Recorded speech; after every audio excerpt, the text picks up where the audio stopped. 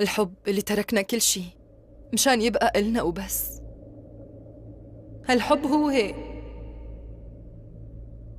اللي أخذ كل شي.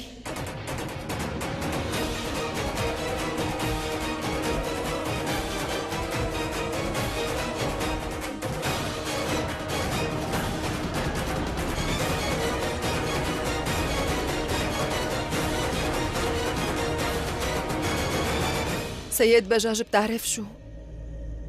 ما بتقدر تغير هذا الشي أبداً.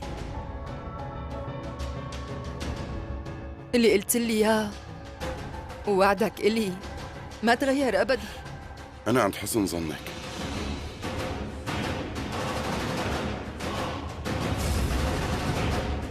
بعمري ما قطعت وعد وخلفت فيه.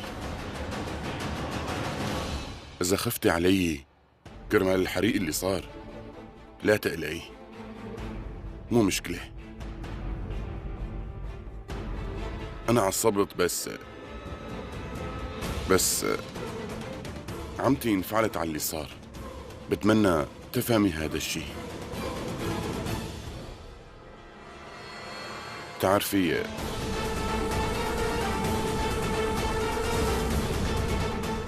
بتمنى أن اللي صار ما يتكرر، وإذا رجع تكرر هذا الشي راح أعتبر حالي أنا الغبي.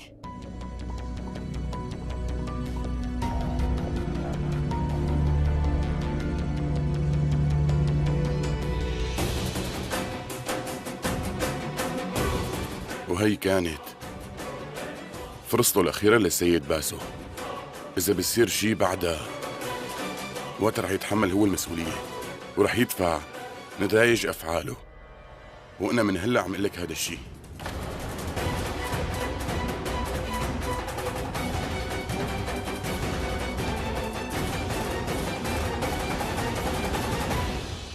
كنت رايح لجيب المصاري. لا استنى شوي، أنا بجيبهم. ارتاح أنت. شكراً.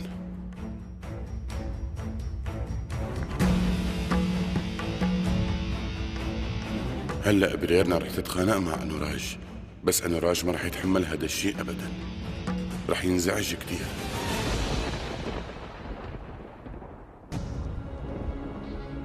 شو؟ هاي لعبة جديدة؟ عن جد بدك تعرف؟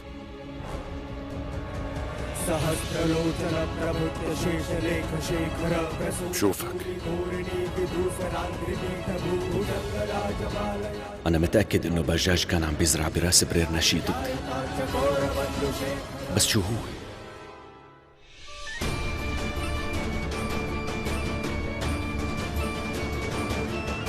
مين اللي دفع لك؟ احكي. أنوراج باسو. هي فرصته الأخيرة للسيد باسو.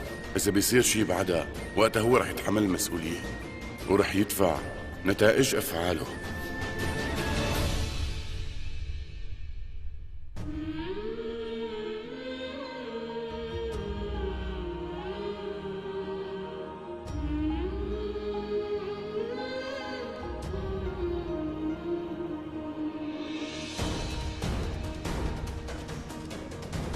بريرنا،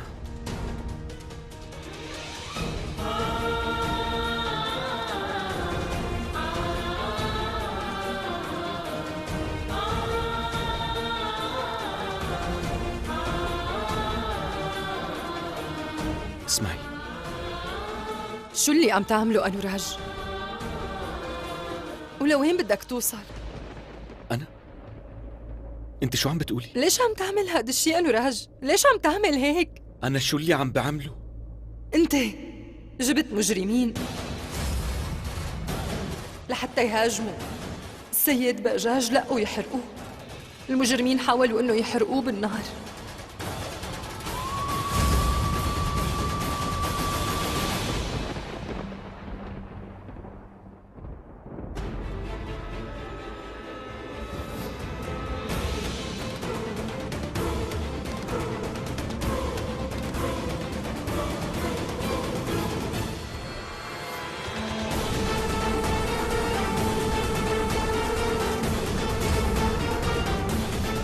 مشاعر الغضب كانت واضحة بعيون بريرنا اليوم تجاه أنوراج.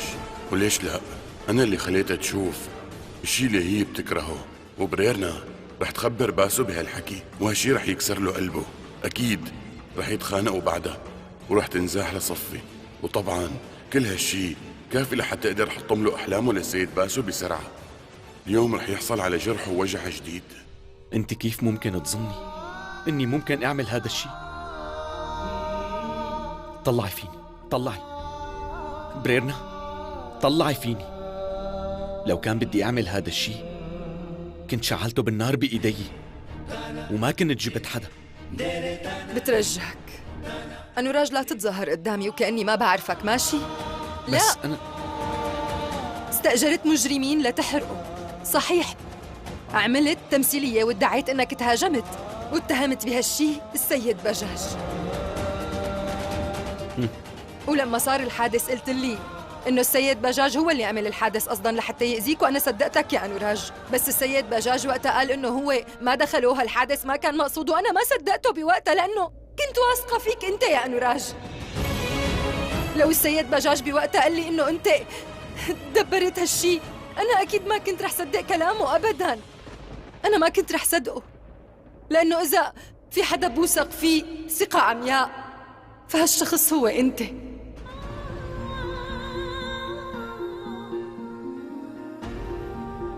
أنوراج، أنا سمعت المجرم شو قال. إيه، هداك المجرم كان عم بيقول اسمك. هو قال إنه أنت اللي بعته. لا أنوراج بترجاك. بريرنا، أنا ما عملت أنوراج، شيء. أنا وثقت فيك أكثر من حالي، بس هالشي قبل اليوم اللي سمعتك فيه لما كنت عم تحكي مع أنوبام كيف خططتوا للحادث. هداك اليوم كان أسوأ يوم بكل حياتي. أنوراج، أنت ما كنت هيك من قبل، مستحيل إنك تقتل.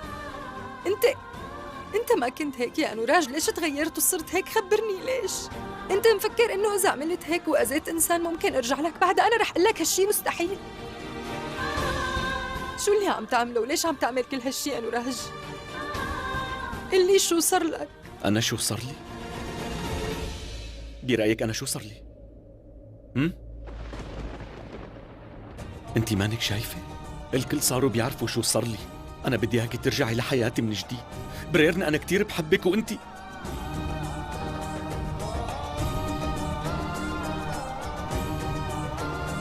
هلأ بالنسبة لبجاج، أنا بدي رجعك لحياتي بالحب، مو بأذية بجاج أبدا.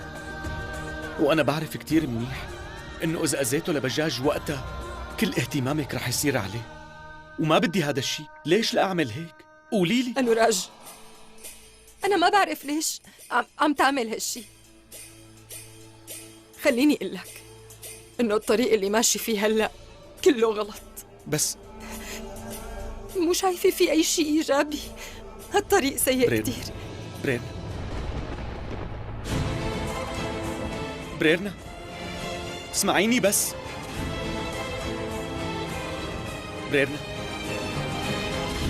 بريرنا، اسمعيني. إذا عن جد هداك المجرم ذكر اسمي، ليش ما سلمني للشرطة؟ ليش تركني؟ ممكن تفهميني؟ قولي. لك أنت شو اللي بدك ياه؟ هوايتك يعني تفوت على السجن؟ قلي ليش عم تعمل هيك؟ أنوراج، رجاء وقف هذا الشيء، لأنه ما في داعي إنك تعمل كل هالقصص. شو القصة؟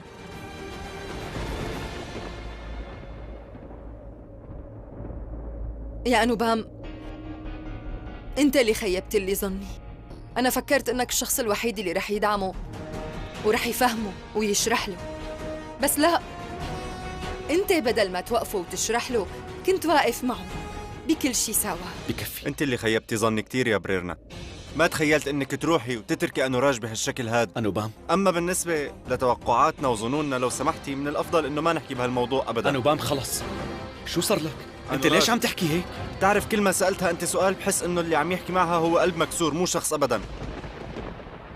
ولهالسبب انا بدي اعرف شو كان ذنبه. خلص أنوبام. شو ذنبه انوراج؟ خلص. شو هو الغلط اللي ارتكبه وخلاك تتركيه بيوم العرس؟ خلص. ليش بريرنا؟ أنوبام، شو؟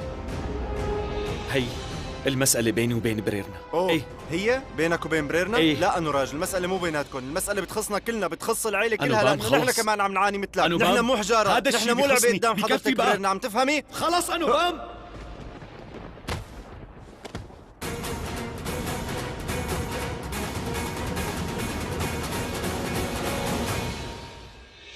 أنا آسف كثير أنوبام، ما كان قصدي عن جد. شفتي شو صار؟ أكيد أنت شايفة شو اللي عملتيه بأنوراج، شفتيه؟ هو عم يسمع كل شي بتقوليه، بس ما بيتضايق، ما بينزعج منك ولا بيتذمر، وإذا حاول أي حدا إنه يحاكيكي ويستجوبك هو بيضربه فوراً. أنت شو عملتي فيه؟ بريرنا أنا آسف، لا تعتبري حكيه عن جد بريرنا، هو قال ليك هذا الحكي أنا لأنه معصب. بالحقيقة خنتك يا أنوراج. أنا صح خنتك أنوراج، بس كان عندي أسبابي الخاصة بوقتها.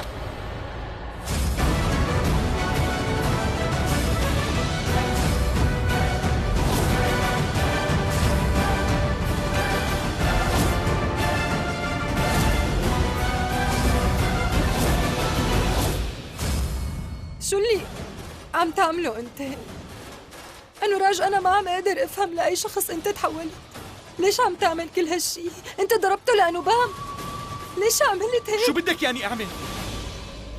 كان عم بيتهجم عليك وما قدرت أتحمل هذا الشيء، ما كان فيني. أنوراج بكفي. خلص.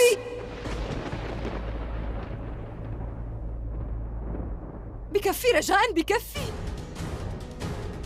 أنا ماضي بالنسبة إلك، لهيك ما بقى تركض ورا الماضي اللي راح، بترجاك لأنه ما رح تستفيد أي شيء مني.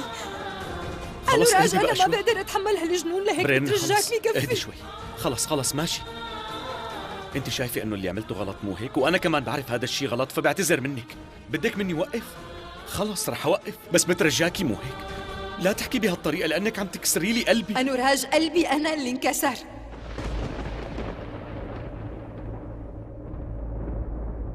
أنت بدك تعرف ليش السيد بجاج ما سلم المجرم لمركز الشرطة، مو هيك؟ لو إنه راحوا سلموا كنت هلأ بالسجن. أنت بتكرهه كتير للسيد بجاج، مو هيك؟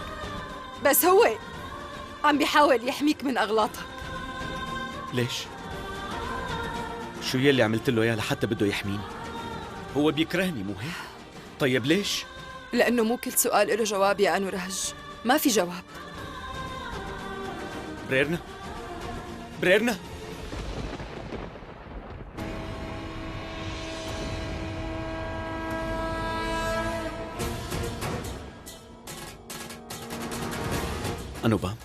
أنوبام أنا آسف.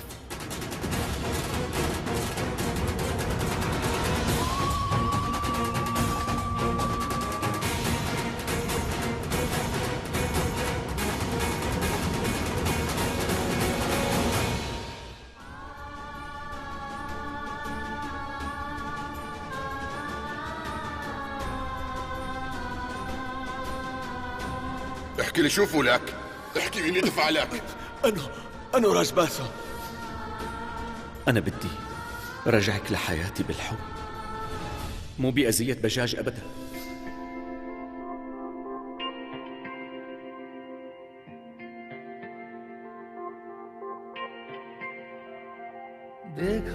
هالقلب هو دليلي بهي الحياة.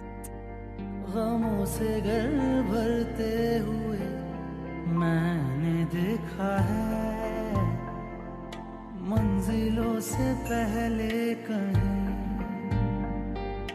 ख्वाहिशों को डरते हुए लगता है मुझसे ही होके गुजरे हैं सारे गम कैसे ना भीगे मन भीगे नैना करे दिन कारी रहना भीगे मन भीगे नैना करे दिन कारी रहना इस कदर हारी हूँ मैं टूटे दिल छूटे चैना भीगे मन भीगे मन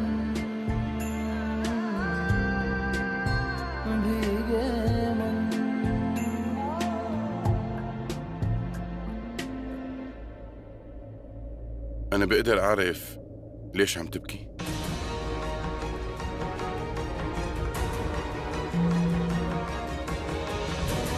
أكيد لأنه حكيتي مع السيد باسو،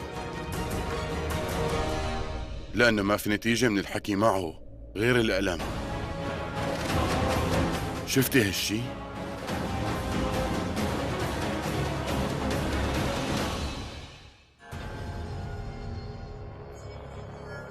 يا كومود، وين كنتي لهلا؟ شو اللي عم تفكري فيه؟ هديك بنت راجيش يلي نحن تقلعنا بسببه من هالبيت. بتعرف بنته بريرنا خلت أنوراج باسو يوقع بشباك حبها ويغرق كمان. هي راحت تزوجت وخلتها المسكين أنوراج مجنون بحبها. حكي قاسي بس رح أقوله، أنا خايفة إذا البنت بريرنا تركته لباجاج ساعتها هي رح تحكم كل هالبيت وتحكم قلبه لأنوراج كمان.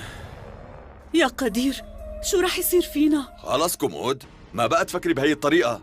مرت أخي موهيني موجودة وهي رح تحل هالموضوع. لو شو ما صار مرت أخي موهيني ما رح تسمح أبداً إنه بريرنا تتزوج أنوراج وتصير كنتها. ما في داعي إنك تفكري وتحرقي أعصابك على هالشي الفاضي. ومثل ما بتعرفي بريرنا تزوجت من السيد ريشاب باجاج وهي هلأ مرته. يا قدير، بس أنت ما بتعرف إنه هي بس خلص كومود، لا ترجع تكرري نفس الغلط مرة تانية. واسمعيني، نحن ما لازم نحكي عن أهل هالبيت لأنه بأي لحظة حدا يسمعنا وتتكرر الغلطة. أي شي بدنا نحكيه لازم يكون برا حيطان هالبيت وكمان بعيد عن آل باسو. عم تفهمي؟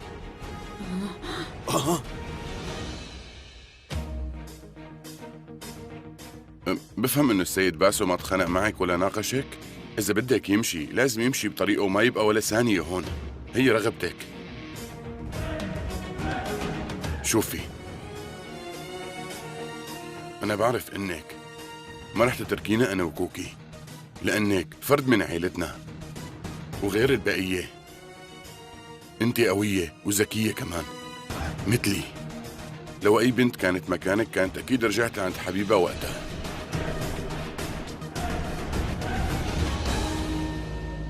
ولو أي شخص كان بمكاني كان هلا سيد باسو قاعد بالسجن تهمة محاولة القتل.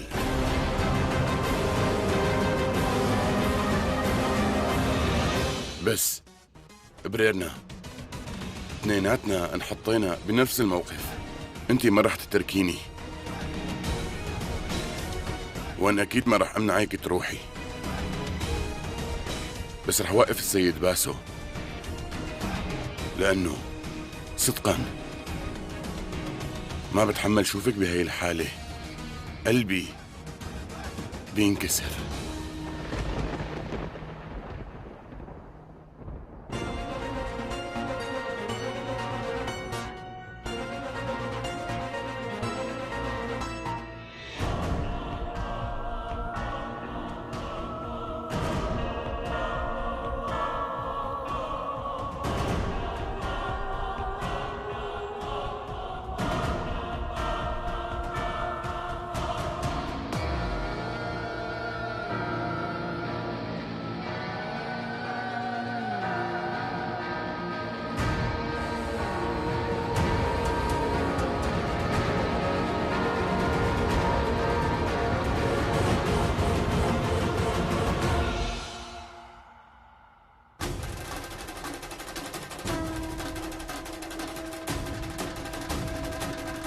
نسبة نجاة المرضى اللي مثل حالتك هي ما بتتجاوز 0.9%.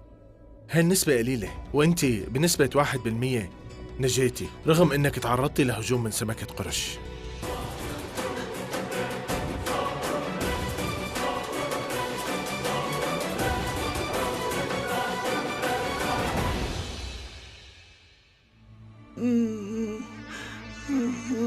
في شي؟ بدي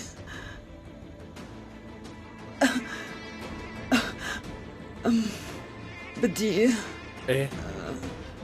شوف، بدي شوف بدي شوف وشي. ايه اكيد.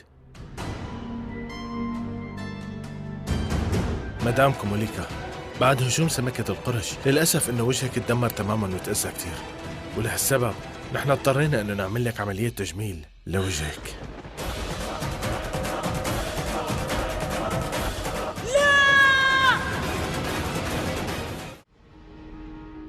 نوراج لو اسمعني سمحت بس. ما بدي احكي معك بالمره، بترجاك روح واتركني شوي لحالي. أي طيب، رجاء. أنا آسف. تصرفي كان غلط، بس أنا ما تقصدت هذا الشيء. بعرف، بس يا نوراج وقت يتعلق الموضوع ببريرنا ما بتعرف شو عم تتصرف. بتعرف قديش كنت متحمس بيوم عرسك وقديش كنت مبسوط. كان همي ما تنحسد على سعادتك وما يصيبوك بالعين. انت ما انصبت بالعين، بس في ناس من حسدها وكرهها إلك صار هالشي. ونية بجاج الدنيئة. بس استنى شوي، قلي هلأ ليش نحن منضل نلعن السيد بجاج؟ مين بيكون بجاج؟ مين؟ مو مقرب منا، بس بريرنا كانت مقربة وهي اللي خانتنا. أنوبام رجاءً، هي قالت. شو قالت؟ قالت لنا عندي أسبابها الخاصة. خلص يا أنو بكفي. لأيمت حابب تضل عم تضحك على حالك وعايش بهالأوهام؟ عملت كل اللي بتقدر عليه، بس صدقني بريرنا ما رح ترجع لك أبداً. أنوبام خلص، ماشي؟ بكفي. طيب بكفي. شو رح تعمل؟ تضربني؟ بدك تضربني؟ ضربني، ما عندي ولا أي مشكلة، بس رح ضل مصر على رأيي بأنك تحولت لشخص تاني بيختلف تماماً عن اللي أنا بعرفه. أنوراج الطيب أخي اللي ما كان يجرح ولا أي حدا بحكيه، واليوم تحولت لشخص عدائي. ليل ونهار طول الوقت ما في براسك غير بريرنا بريرنا بريرنا. مستحيل حدا بهالعالم يقدر يحب هيك لهالدرجة. الأعمى اللي ما بيقدر يشوف بيعرف إنك بتحبها. بس بريرنا بالذات مو عرفانة ولا حاسة بحبك إلها. هي ليش مو شايفة حبك وعشقك الكبير؟ ليش؟ أنا آسف، بعرف إنك كتير عم تهتم فيني. ما كان لازم أضربك، لو شو ما صار آسف وبترجاك تسامحني.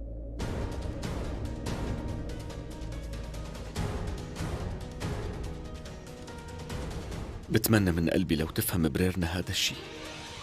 لازم اتركك واترك هالبيت وروح بأسرع وقت ممكن. ما فيني أبداً أفتح لك المجال لتضره أو تأذيه للسيد بجاج. إذا أذيته ما حدا رح يتضرر غيرك. أنا لازم روح. أكيد بتكون بريرنا عم تفكر تترك البيت وتروح. حسب معرفتي الكبيرة والواسعة بالبشر متأكد إنه بريرنا رح توافق تترك هذا البيت خلال كم يوم.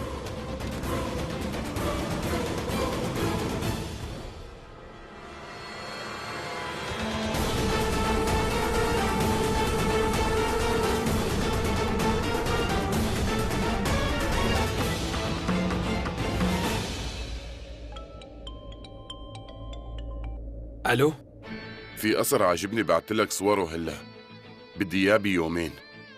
روح جهزه هلا. بس يومين؟ المعاملات الرسمية بتاخد وقت، ما بقدر لحق.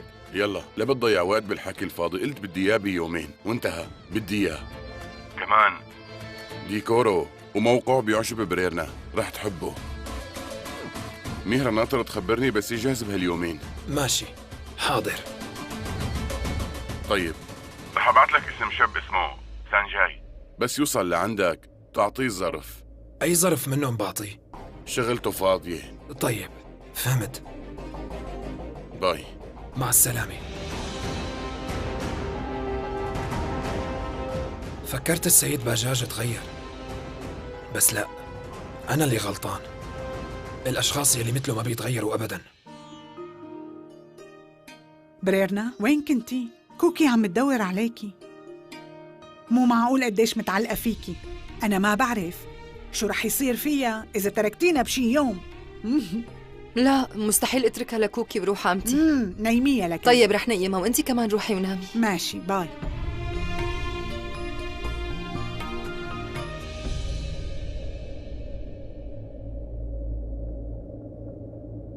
باي. مع السلامة.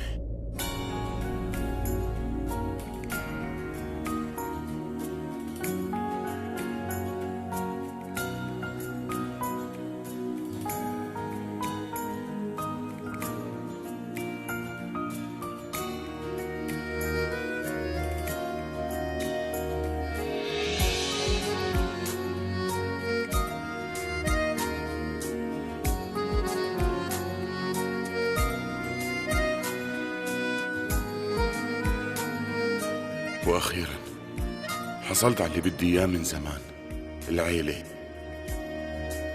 وهلا ما رح اسمح لأي حدا يقرب من عيلتي مين ما كان.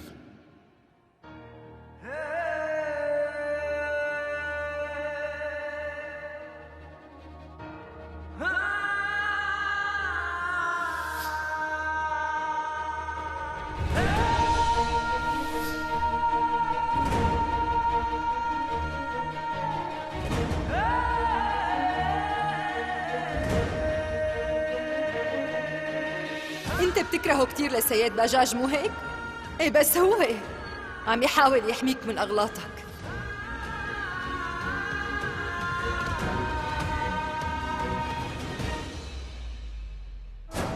شو هو السبب يا ترى؟ كل شي بصير معنا بحياتنا في إله سبب، أنا متأكد. وبريرنا قالت لي إنه بجاج ما بيقدر يأذيني. شو بتقصد بهالحكي؟ ليش ما بيقدر يأذيني؟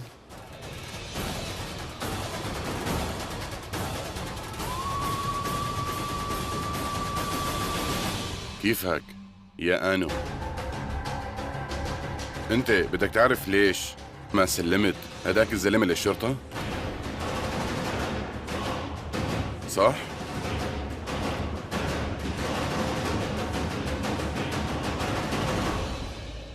لأنه كان من رجالي.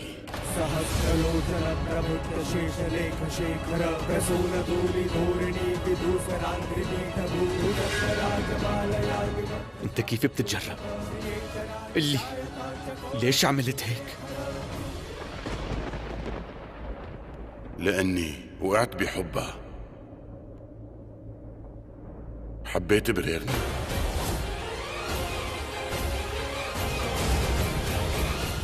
مرتي.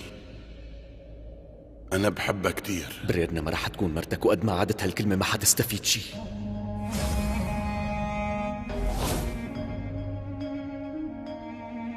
بتعرف أنا ما بيهمني إذا أنت اقتنعت بهالشي أو حتى لا. السبب إنه بريرنا بتوثق فيني وبتصدق كل كلامي. ربحت الثقة مو مثلك. لا، ما ربحت ثقتها.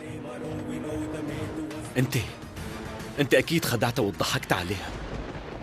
بس لا تقلق، كل خططك اللي عم بتساويها بريرنا رح تعرفها.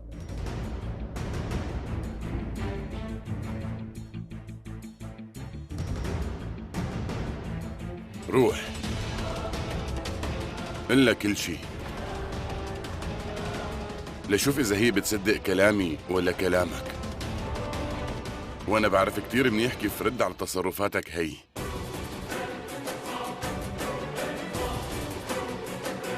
عم بتهددني؟ أنا بعرف منيح أي نوع من الناس أنت. لا، ما بتعرفني. إذا في حدا بيعرفني فبريرنا، لأنه كل علاقتي معها مبنية على الثقة، وهي الثقة كتير مهمة بين أي اثنين. بس ما بظن إنك رح تفهم هالشي. خلصنا بجاج. سيد بجاج،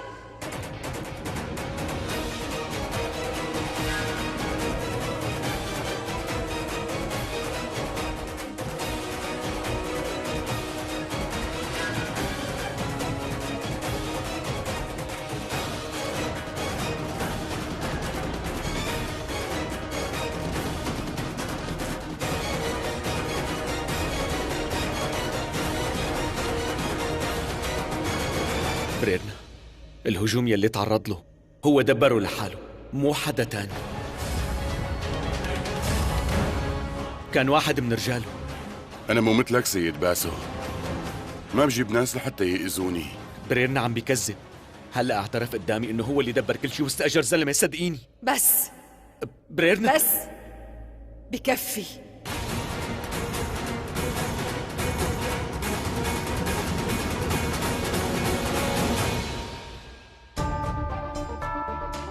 طيب سيد باسو، إذا كنت عم تدعي إني دبرت هاد الهجوم يلي صار بس لحتى نزل من هيبتك ومن قيمتك بعيون بريرنا، صح هالشي؟ لهيك بدي منك تثبت هذا الشي. أنت معك دليل؟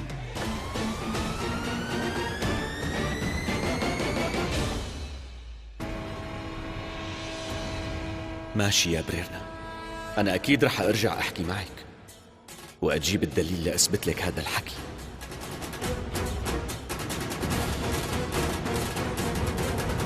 بترجاك أنوراج تنسى هالشي. لا، مستحيل أنسى.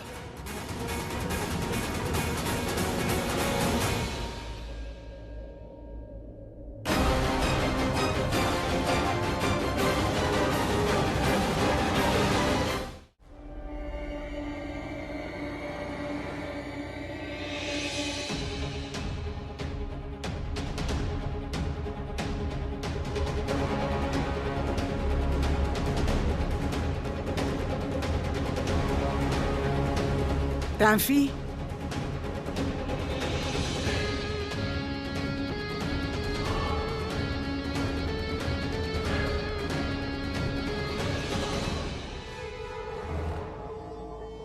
لا تنفي، مو بهالوقت.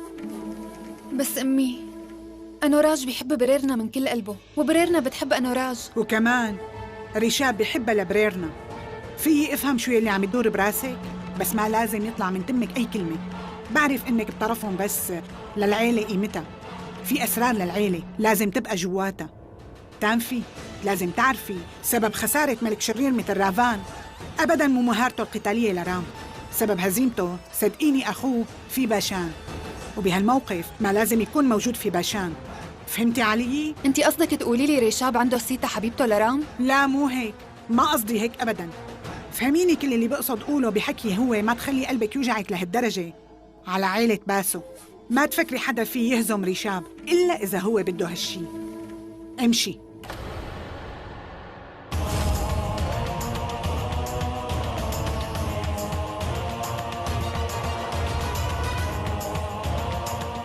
تنفي معها حق. سيتا محجوزة مع رافا، ورام رح يحرر سيتا من الملك الشرير رافا. انتي اجيتي لهون لتحكي معي؟ ايه، تعرف شو؟ إذا كنت بيوم بحب حدا أو سكن بقلبي حدا، فهالشخص هو أنوراج.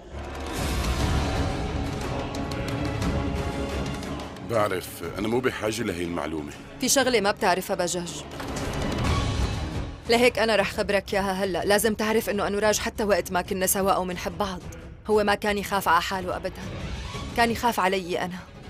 ولهالسبب تدمر زواجي القديم من شخص ندل مثل نافين، وهالشي بسبب أنوراج وبس.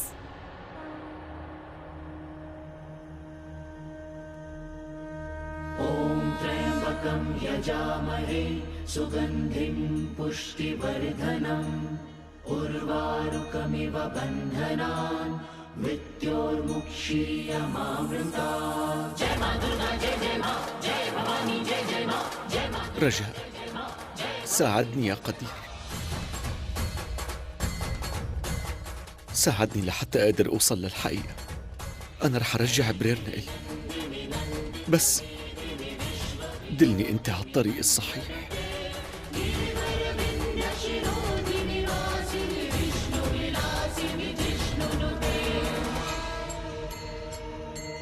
ليش عم تخبريني هي القصص؟ مشان تتذكر يا سيد بجاج إنه لحد هي اللحظة ما في شي تغير، وإنه أنا لهلأ بحبه لأنوراج.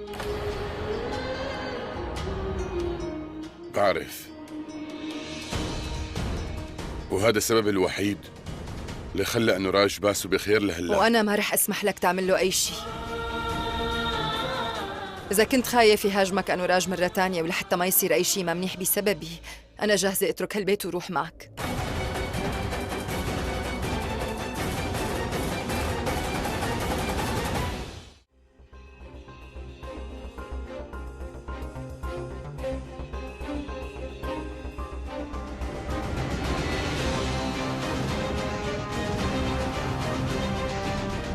موبايلي.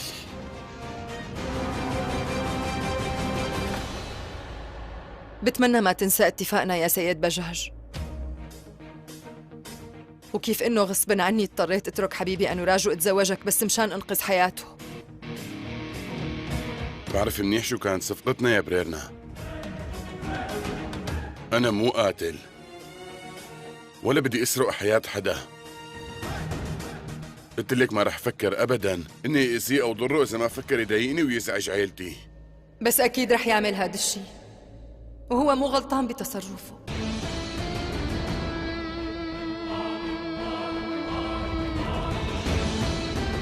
شو قصدك بهذا الحكي؟ هو عم يتصرف صح؟ يعني أنت واقفة بصفه؟ لا، ماني واقفة بصفه، وأنا ماني رضيانة ولا قبلانة أبداً بكل شي سواه ضدك. بس ما كانت نوايا سيئة، ومشان نكون صادقة معك أنا ما كنت بعرف إني مهمة هالقد بالنسبة لأنوراج. القصة أنت بهالصفات ممكن تصيري مهمة بالنسبة لأي حدا، بس ما بدي أكون مهمة بالنسبة لأي حدا باستثناء أنوراج.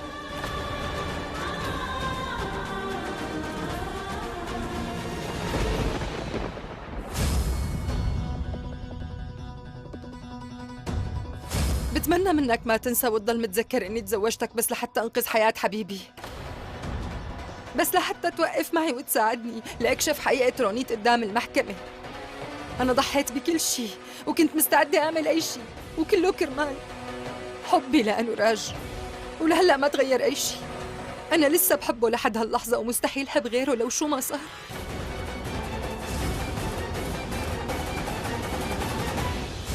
إذا بيصير له شي يا سيد بجاج أنا بموت حالي. لهيك رجاء وعدني، لو سمحت وعدني هلأ أنك ما رح تأذيه.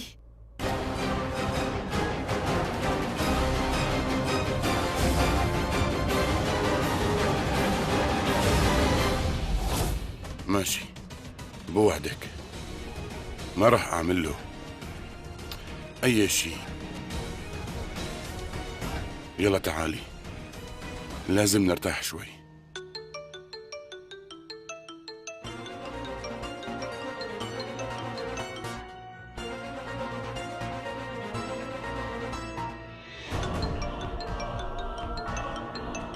باسو تليفونك.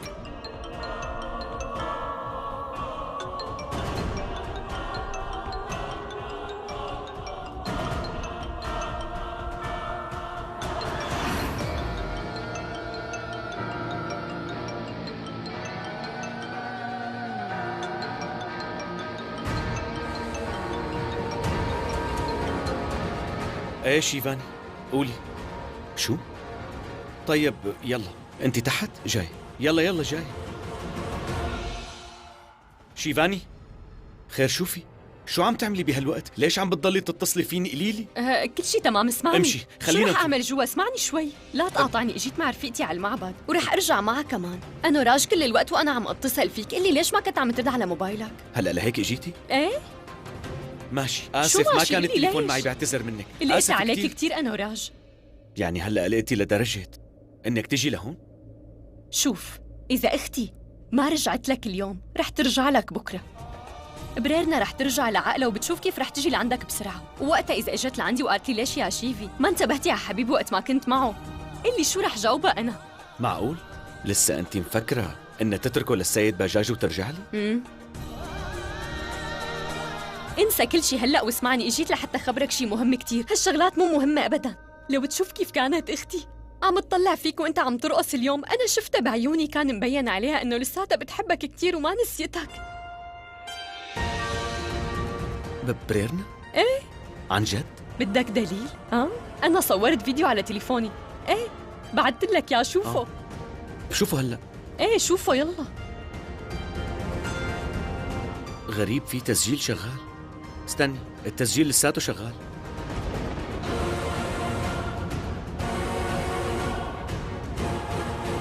هدول بريرنا والسيد بجاج مهمة بالنسبة لأي حدا، بس ما بدي أكون مهمة بالنسبة لأي حدا باستثناء أنوراج.